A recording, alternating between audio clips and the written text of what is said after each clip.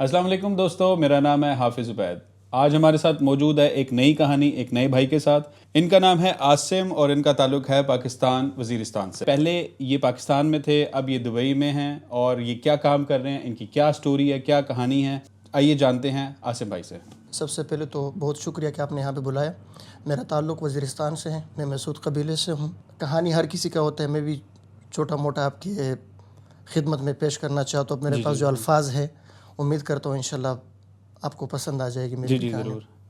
ہمارا مقصد یہی ہے کہ ہم لوگوں کو دکھائیں کہ ایک نارمل انسان کی ایک آرڈنری انسان کی کہانی کیا ہے۔ وہ آرڈنری انسان کیسے اپنا ملک چھوڑتا ہے اور دوسرے ملکوں میں آ کے کیسے روزگار تلاش کرتا ہے، اور اس کے لیے اس کے سامنے کیا مشکلات آتی ہیں اور کیا آسانیاں بھی آتی ہیں، کیونکہ زیادہ تر لوگ باتیں کرتے ہیں مشکلات کی۔ ہم مشکلات کے ساتھ آسانیوں کی بھی بات کریں گے کہ آپ کو کیسے لوگ ملے، آپ کا یہ سفر کیسا رہا۔ بات کریں کہ اگر پاکستان سے آنے کا، یہاں تک پہنچنے کا، تو سب سے پہلے یہ ہوتا ہے کہ مطلب میرا ویزا آیا تھا رمضان میں، اور میرے آنے کا پلان بنا تھا عید کے دن 11 اپریل 2024 کو۔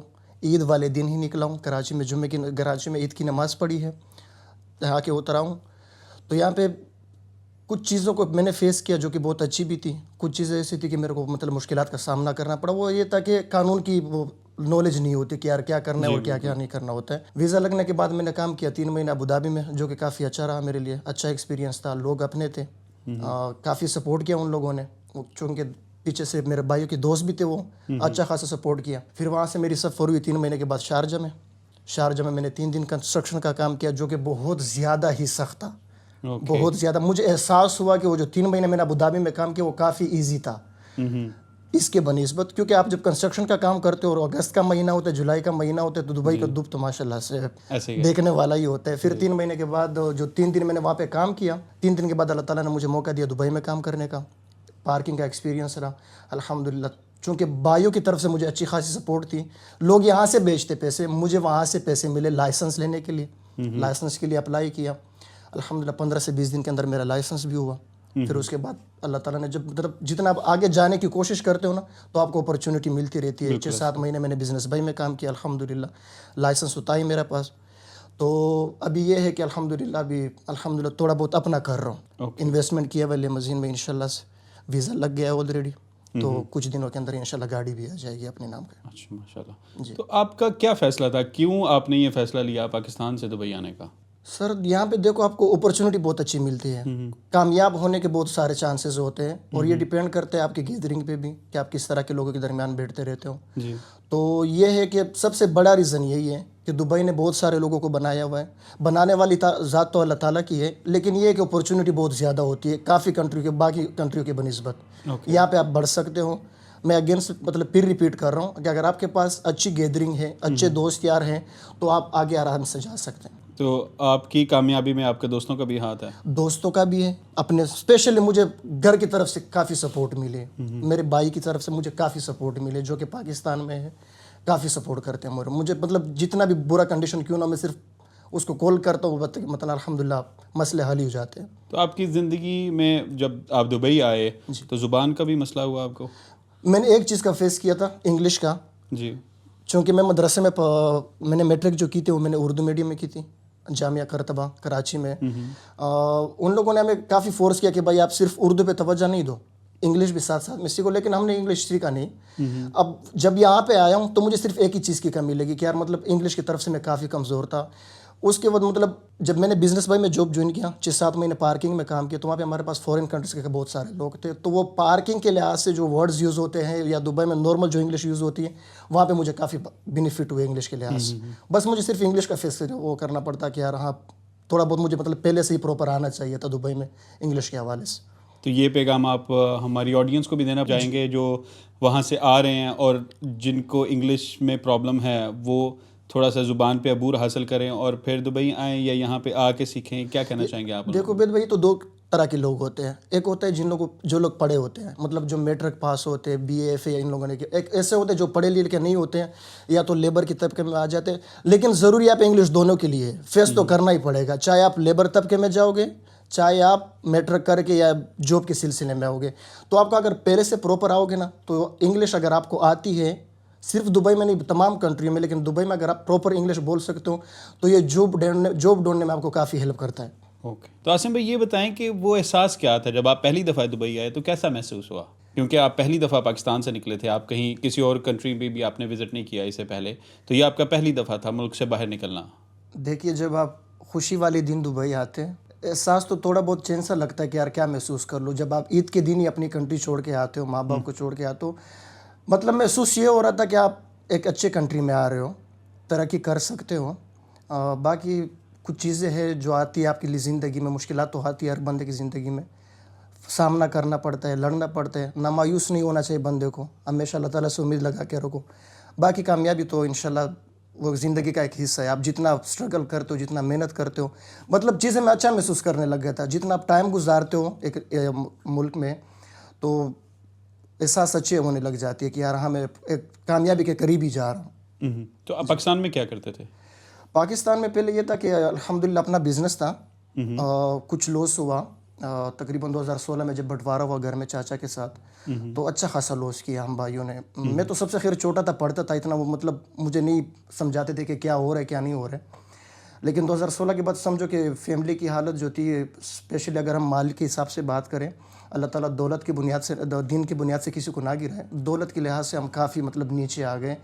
اور میں نے اب ہمیشہ اپنے بڑوں سے سنا ہے کہ برا وقت جو ہوتا ہے ایک بہت اچھا آئینہ ہوتا ہے.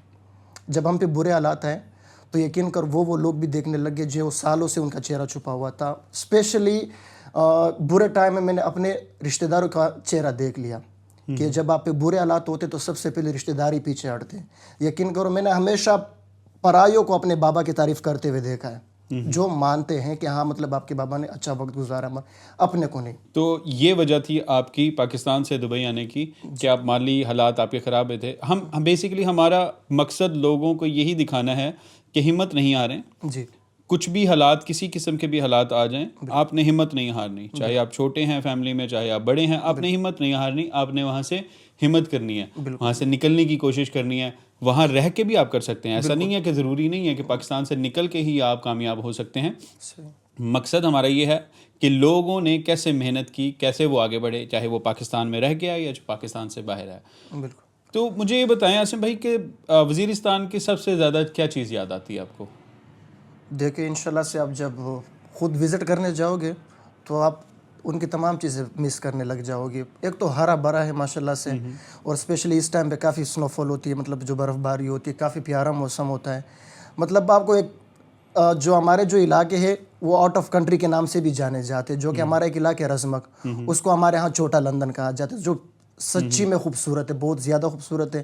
وہاں کی آب و ہوا کو اور وہاں کی چیزوں کو مس کرتا رہتا ہوں. اسپیشلی وہاں کی جو غذا اور فضا دونوں صاف ستھرا ہے, بندہ ہیلدی رہتا ہے, بیماری ہونے سے اتنا وہ نہیں رہتا. تو تقریباً ساری چیزیں مس کرنے لگ جاتا ہوں, اسپیشلی اپنی فیملی کو. تو فیملی میں سب سے چھوٹا ہوں, ہم 7 بھائی الحمدللہ, میں سب سے چھوٹا ہوں. جیسے کہ آپ نے پہلے بولا کہ اس چیز کو نہ دیکھو کہ میں چھوٹا ہوں یا بڑا ہوں, ترقی سب کو ہی کرنا چاہیے, نکلنا چاہیے, چاہے وہ پردیس میں رہ کر ہوں چاہے پاکستان میں رہ کر ہوں. تو چونکہ میری خود کی خواہش تھی کہ میں باہر نکلوں, تو فیملی کی طرف سے بھی سپورٹ ملی. اسپیشلی میرے بھائی نے کافی سپورٹ کیا. بار بار میں یہ چیز دہرا رہا ہوں کہ بھائی, اس بھائی کا میں نام بھی لینا چاہوں گا, عرفان نام ہے اس کا. کافی سپورٹ کیا اس بھائی نے, بہت زیادہ ہی سپورٹ کیا. میں نے اس کو بولا تھا کہ یار میں نے جانا ہے, خواہ مجھے تو آپ طریقہ کر کے دے دو. اسی بھائی نے ادھر بھیجا. الحمدللہ اب ادھر بہت ساری اچھی چیزوں کو جو ہے نا ایکسپیرینس ہو رہے ہیں, اور ہر حال میں اللہ تعالیٰ کا شکر گزار ہوں الحمدللہ. تو آپ کو 18 مہینے ہو گئے یہاں پہ؟ جی, فکس 18 مہینے ہو گئے. فکس 18 مہینے ہو گئے. تو کیا آپ فرق دیکھتے ہیں اپنا اس 18 مہینے پہلے جو پاکستان میں آپ کی زندگی تھی اور 18 مہینے اب جو آپ نے دبئی میں گزارے ہیں, تو کیا فرق ہے ان دونوں زندگیوں میں؟ میں اگر یہ بولوں کہ میری جو ٹوٹل ایج ہے تقریباً 25 سے 26 سال ہے, بہت اچھا محسوس کر رہا ہوں, سیف فیل کر رہا ہوں الحمدللہ, اور بہت ساری نئی چیزیں سیکھنے کو ملتی ہیں. تو یہ آپ کس حوالے سے کہہ رہے ہیں؟ یا آپ اس حوالے سے کہہ رہے ہیں کہ آپ نے ان 18 مہینے میں بہت کچھ سیکھا, جی, یا اس حوالے سے کہہ رہے ہیں کہ دبئی نے آپ کو بہت کچھ دیا؟ یہ کیا مطلب آپ کیا؟ دیکھیں بھائی, دونوں طرف سے سیکھا بھی بہت کچھ ہے اور دے بھی بہت کچھ رہا ہے الحمدللہ. دونوں چیزوں سے مجھے بہت بینیفٹ مل رہی ہے دبئی میں. تو مطلب آپ مالی حالات بھی بہتر ہو گئے ہیں آپ کے پہلے سے, اور آپ نے سیکھا بھی بہت کچھ ہے دبئی میں, اور مزید سیکھیں گے بھی, اور انشاءاللہ لیں گے بھی دبئی سے انشاءاللہ. تو اسم بھائی کبھی واپس جانے کا سوچا آپ نے؟ دیکھیے سوچنا تو پڑتا ہے واپس جانے کے بارے, چونکہ 18 مہینے ہو گئے, لیکن یہ ہے کہ ذمہ داری آپ کو روک کے رکھ دیتی ہے, تو مزید ابھی فی الحال جانے کا ارادہ نہیں ہے. تو ابھی آپ کس اسٹیج پہ ہیں دبئی میں؟ ابھی آپ کیا کر رہے ہیں؟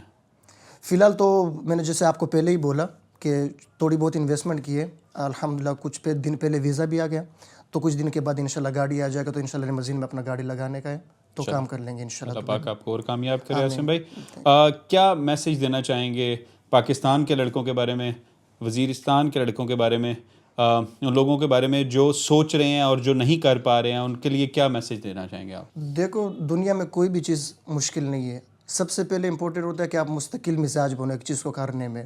ضروری نہیں ہے کہ آپ کو 1-2 مہینے کے اندر ترقی مل جائے, ضروری نہیں ہے کہ 1-2 سال کے اندر ترقی. کچھ لوگ قسمت والے ہوتے ہیں جن کو مہینوں میں مل جاتی ہیں, کچھ لوگ ایسے ہوتے ہیں جن کو سالوں میں نہیں ملتی. تو آپ لگے رہیں انشاءاللہ, جب تک آپ کو کامیابی ملے آپ لگے رہو, محنت کرو اپنا. اور جو آنے والی جوان نسل ہے ان کو میں یہی کہوں گا کہ بھائی 20 کے بعد والا جو ہے تو 30-40 تک یہی کمانے کا عمر ہے بھائی, خوب محنت کرو, ترقی اللہ تعالیٰ انشاءاللہ ضرور دے گا. تو عاصم کوئی دکھ, کوئی پچھتاوا؟ دکھ بہت ساری چیزیں مسائل سامنے آئی ہے, لیکن ایک دکھ جو ہوا ہے وہ یہ تھا کہ رات ڈیوٹی کر کے آیا ہوا تھا, سویا ہوا تھا. جب 4 بجے اٹھتا ہوں تو بھائی کی کال آتی ہے کہ مما کی ڈیتھ ہوئی ہے. تو میرے خیال سے اس سے بڑا دکھ تو کوئی نہیں ہو سکتا, لیکن کیا کچھ چیزوں کو ہم کچھ کر نہیں سکتے, اللہ تعالیٰ کی دین ہے اور اللہ تعالیٰ لے ہی لیتا ہے. اس چیز کا دکھ جو میں نے دل میں رکھا, اور سب سے اس کے بعد جو دکھ ہوئی وہ یہ تھی کہ مطلب جنازے میں بھی نہیں جا پائے, چونکہ وہ ویزا میرا پروسیس میں تھا. تو یہ دکھ ہوئی تھی میرے کو, یہ بہت زیادہ والا دکھ ہوا تھا مجھے, جو مطلب آج تک بھی میرے دل پہ بوجھ پڑا ہوا ہے کہ کاش کم از کم آخری دیدار تو کر لیتے اس کے. اللہ پاک ان کے لیے آگے کے معاملات آسان کریں گے انشاءاللہ.